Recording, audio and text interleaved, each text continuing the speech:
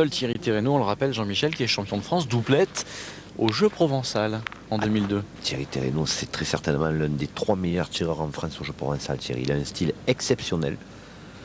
Et c'est vrai qu'à la pétanque, il n'est pas maladroit du tout. Et il a décidé cette année d'y jouer, puisqu'il va faire la saison avec Henri Lacroix et Claude Marin. Gaucher et carreau pour commencer. Il découvre, hein. Il découvre, il a jamais participé à une séance de tir de précision. Ce qui n'est pas du tout le cas de Christian Fasino. Ah, Christian Fasino, en plus on dirait que c'est un jeu qui a été inventé pour lui, hein, parce que lui qui est d'une rare précision et qui sait maîtriser ses nerfs comme personne. Alors en plus apparemment il y a beaucoup de sable dans cette sphère, pour y avoir des gros scores.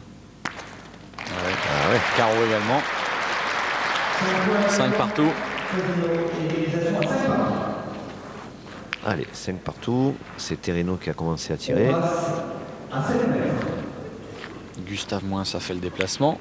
Le sélectionneur national belge, en compagnie de son président, Roger Petermans, les inventeurs ou les co-inventeurs de cette discipline. Oui, Roger Petermans, donc le président belge, qui a inventé, c'est vrai, ce concours de tir avec Claude Kimberley, le président suisse. 3 points. Claude Kimberley, donc Roger Petermans, qui avait inventé ça il y a 4 ans maintenant. C'est une superbe invention parce que c'est quelque chose qui plaît vraiment à tout le monde. Christian Fasino à 7 mètres. Allez, pendant ce temps, il a frappé. Thérénault, il mène 8-5. Ça va le mettre en confiance.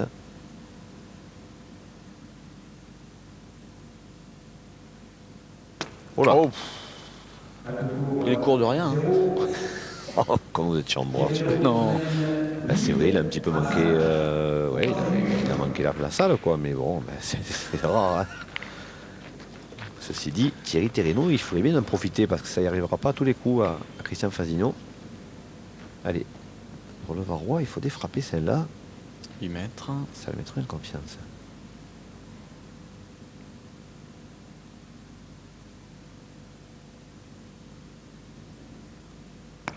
Oh, sauter. Il a été gourmand peut-être sur cette affaire.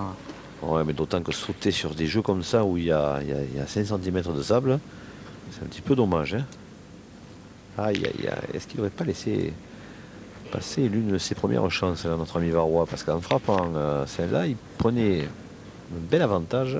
Il obligeait Fasino à frapper. Mais bon, il y aura encore d'autres tournants. Hein. Oui, on est encore qu'au début de cet exercice. Premier atelier. Carreau pour Christian Fasino. Je ne sais pas trop pourquoi les 2 de ligne de la tête, parce que c'est quand même un carreau, ça vaut 5. Ah, il pensait à la boule d'avant. Ah. C'est pourtant un jeu où il ne faut jamais penser à la boule d'avant, hein, vous me le confirmez. C'est vrai. C'est vrai que si on pense trop à ce jeu, on a du mal. Mais lui, Christian Fasino, il est comme ça. Sa façon à lui de se motiver. Allez, Thierry Thérénault, il faut frapper pour oublier justement.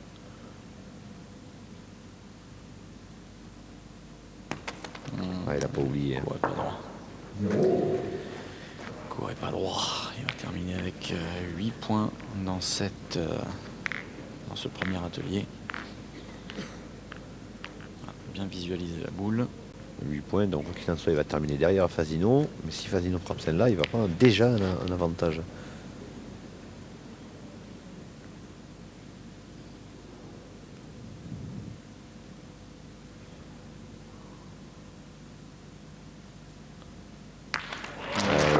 Superbe. 3 points supplémentaires. 13 points dans ce premier atelier pour Christian Fasino. Une question d'ordre tactique, Jean-Michel. Thierry Thérénault n'ayant jamais participé à ce genre d'exercice, il a gagné la pièce au tirage au sort. A-t-il eu raison de tirer le premier? Moi je pense, hein. Moi, je pense qu'il a bien fait parce que s'il parvient à frapper régulièrement, il s'enlève quand même de la pression parce qu'il ne faut pas trop compter sur Fasino pour manquer. Donc première fois qu'il tire et en plus tirer derrière Fasino qui fait des carreaux assez souvent, ça lui rajoutait à la pression. Donc je pense qu'il a bien choisi. Putain, le problème c'est qu'il faut assumer, quoi. Alors, à 6 mètres, deuxième atelier. Pas droit, il a eu peur du bouchon. Ah oui, il n'a pas bien tiré celle-là. Et oui, cette boule sautée tout à l'heure. Il n'a plus frappé depuis. Hein. On le voit bien là sur ce plan serré. Il y a ce qu'il faut hein, en gravier et en sable. Ah oui, c'est un peu la plage de la Corniche à 7. Hein. Montluçon plage sur 32 cm². 7 où nous viendrons cet été, hein, si je ne m'abuse. Il viendra vous voir chez vous pour le Masters.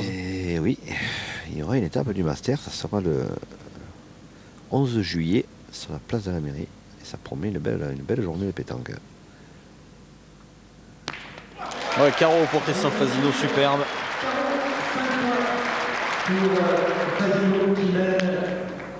Magnifique.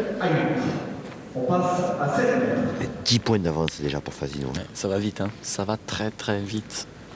Allez, Thierry Thérénault, ça y est, là, il va falloir maintenant se remettre dans le coup parce que ça risque de faire cher. Voilà, c'est pas mal. 3 points seulement puisque sa boule est ressortie du cercle.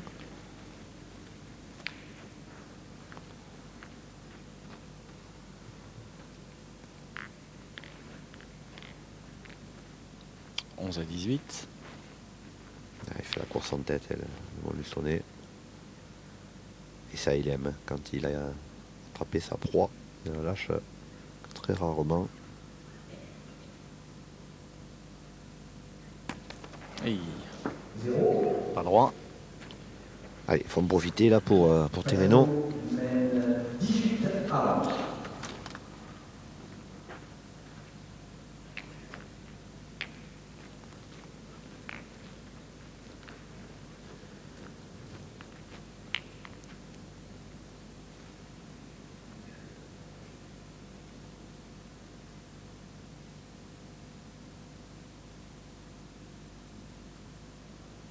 Oui, super bien joué. 3 points. Il revient à 4 points, avec un coup de retard certes, pour Fazino.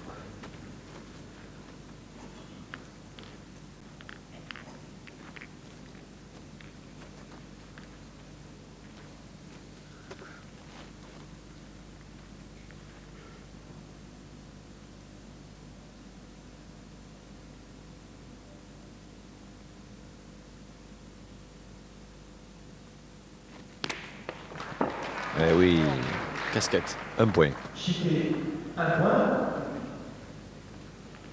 Ah, c'était un doigt plus bas, c'était carreau, un doigt plus haut, c'était manqué. Fazino mène Il fait un point. 14. Ça va, il est toujours dans le coup, hein, Thierry Thérénault. Ouais, oui, 14 à 19. Il faudrait frapper celle-là pour finir ce deuxième atelier à distance respectable de Christian Fazino.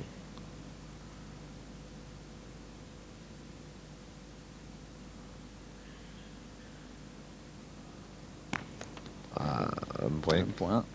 Le bouchon n'a pas bougé, mais la boule en revanche est effleurée. 1 point pour Thérénault. Ah, il pouvait espérer mieux. S'il la frappe plein fer, le sort au moins du cercle, ça aurait fait 3 points. Donc pas grand chose, effectivement. Alors, 19 à 15, dernier coup pour Fazino lors de cette deuxième figure.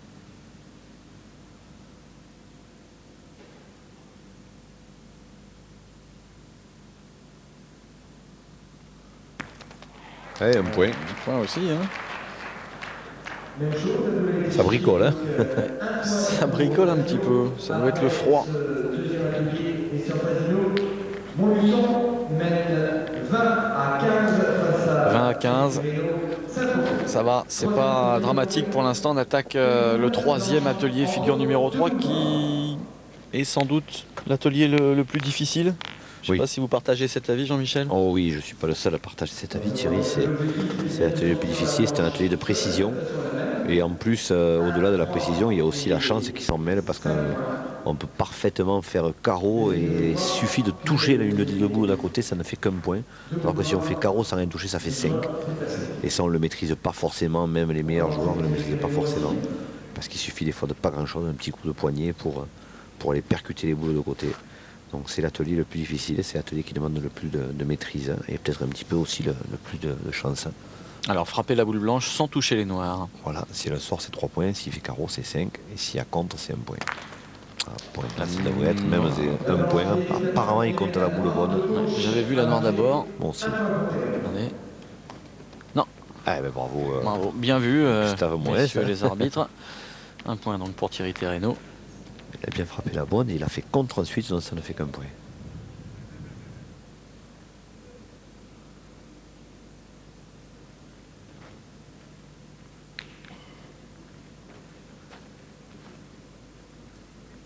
Allez, Fasino à 6 mètres. Alors lui, en plus, il est avantagé parce qu'il a des petites boules. Il passe mieux entre. Eh oui, on le disait, il était joué avec des 71 de diamètre. Un point aussi. Même chose, la planche avait été tapée en premier. D'ailleurs, avant que ne débute ce concours de tir de précision, Christian Fasino, qui a essayé de jouer avec ses boules. Hein, parce qu'on doit expliquer pour le Trophée Sport Plus, pour que tout le monde soit à égalité et parte avec les mêmes chances, tout le monde joue avec des boules neuves.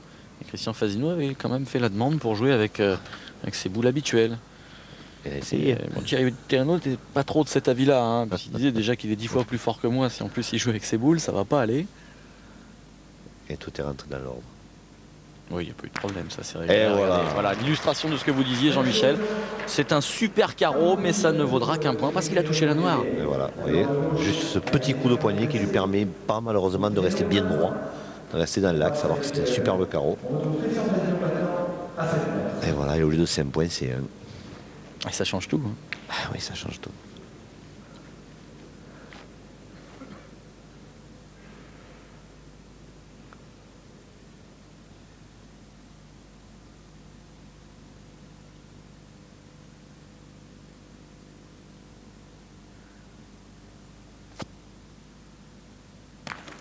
Ouais. Oui, 3 points. Et le fait de frapper le sol d'abord, vous avez vu Thierry, ça permet quand même, en règle générale, ça permet de moins passer. faire de contre. Hein. Ça aussi tactiquement c'est bien vu, mais ça Thierry Thérénault il le comprendra avec le temps, puisque on le répète, c'est la première fois qu'il tire. Et ça fait quand même du coup maintenant Fasino a repris un avantage assez conséquent. Alors que Thierry Thérénault avait très bien tiré.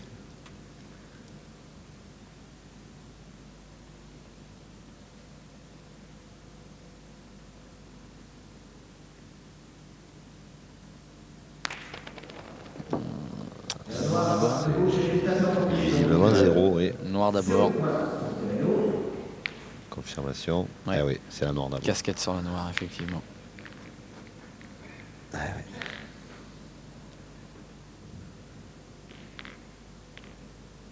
Il faut avoir l'œil dans cette discipline pour les arbitres. Oui, maintenant Robert Chenuet et Gustave Moès, là on a affaire à 2 spécialistes. Hein. Allez, Fasino, il a en même temps quand même 7 points d'avance. C'est pas un break, mais. Et un coup de hasard, celui que l'on va voir maintenant. Seul 3 points. Ouais. 10 points. On peut faire la grimace quand même, hein, parce qu'elle n'est pas hyper bien tirée celle-là. Mais elle est bien réussie. On a entendu Daniel Voisin à l'arraché. Ah, il a arraché, oui, tout à fait.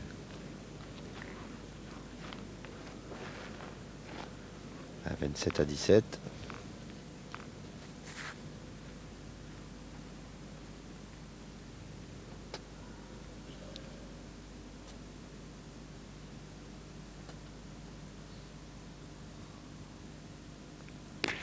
Oh, casquette. Casquette Ça encore. fait encore aucun point. Pas chanceux sur cet atelier Thierry Thérénault parce qu'il marque 3 points sur cet atelier numéro 3. Il aurait marqué entre 8 et 10 points, ça n'aurait pas été volé. Hein. C'est vrai, vous pouvez en espérer entre 8 et 10.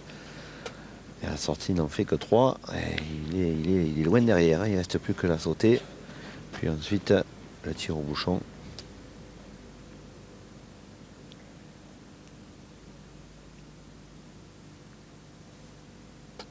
Fasino à 9 mètres.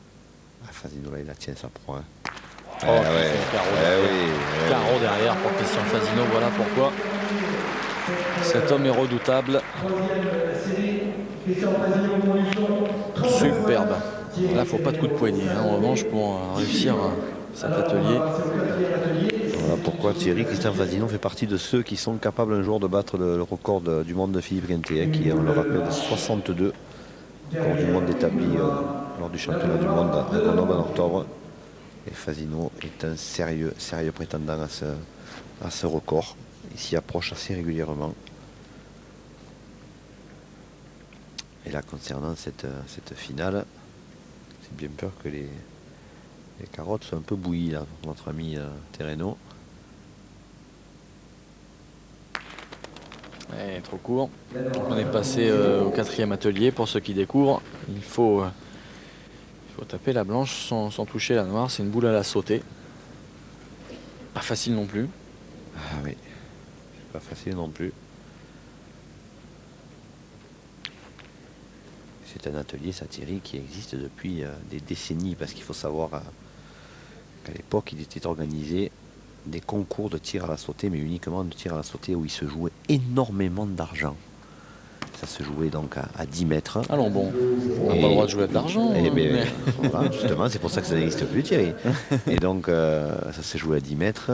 Il y avait un droit d'entrée qui était de 10 francs, 59 francs, mais à l'époque, c'était en francs. Et chaque fois qu'on en manquait, on doublait, c'est-à-dire on rentrait ensuite à la somme doublée. Donc on arrivait à des concours qui se terminaient avec des pots, on appelait ça un pot de 25-30 000 francs. C'était assez énorme pour la pétanque, évidemment.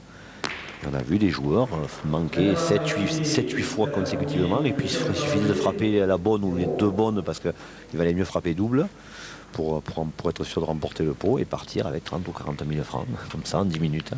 Alors évidemment c'était interdit, évidemment en plus ça se faisait avant les concours, donc les concours étaient régulièrement retardés, au lieu de commencer à 15h, ils commençaient à 16h, et là un jour la Fédé a mis un petit peu le haut là, et maintenant c'est strictement interdit et on ne le voit plus, mais cet atelier là donc a été repris par Claude Kéberlé et Roger Petermans. Voilà. C'était la séquence historique de Jean-Michel Isoard aujourd'hui. Qui mène toujours 32 à 18, on passe à 8 mètres.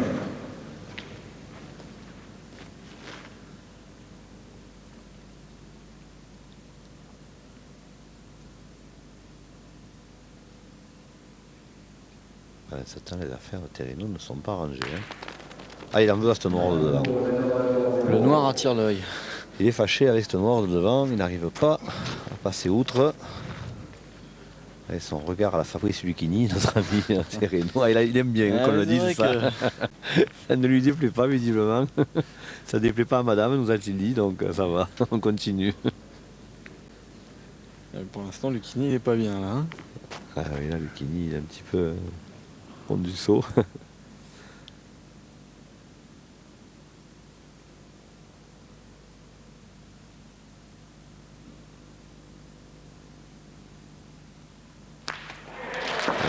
Ça va faire comme point. Eh oui, il a reculé. Il a touché la noire en reculant. Eh oui.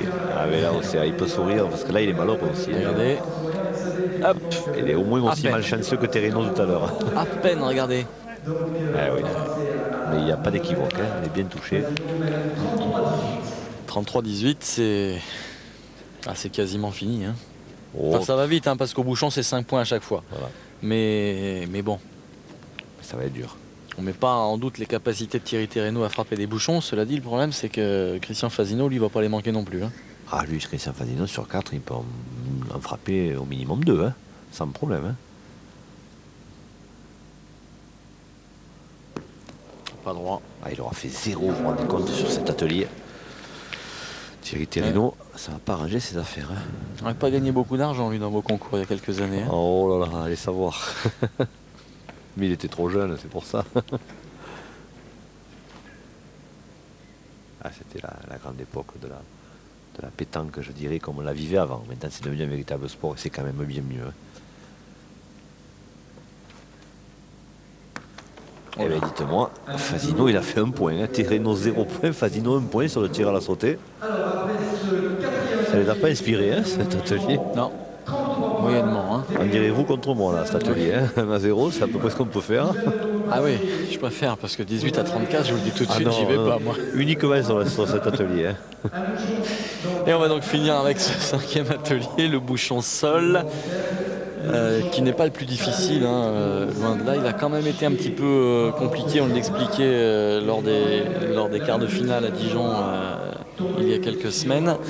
Il a quand même été un petit peu compliqué par les inventeurs du jeu en déplaçant le bouchon. Avant, il était placé au centre du cercle, on l'a avancé maintenant pour que ce soit un petit peu moins facile, on va dire. Ouais, il est à 15 cm du borderet, donc si on touche le cercle, le tir n'est pas validé. Hein. Voilà, donc oui, ça fait moins bien tirer que lorsqu'il était au milieu, où il suffisait entre guillemets de bien donner derrière le cercle, derrière le bout de bois, et ça ramassait bien le but. On n'est pas loin de la fin, si je ne m'abuse, Jean-Michel. Ben, Fasino, il suffit qu'il en frappe un pour gagner, tout simplement. Hein. Ouais, Montluçon qui est pas loin de sa finale à la maison. Il suffit qu'il en frappe un pour être sûr, au pire, de faire un match nul. Ce ne sera pas celui-ci. En revanche, cette fois, si Terreno manque, c'est terminé. Oui. Si Thierry Terreno manque, ce sera terminé. Ouais. J'ai même bien peur que ça soit terminé, même s'il frappe moins. Allez, pour l'honneur. Oh, juste long, c'est dommage. C'est dommage pour Thierry Terreno, qui va s'incliner donc, et surtout c'est Montluçon qui va se qualifier pour sa finale du trophée Sport Plus ici dans sa ville grâce à Christian Fasino.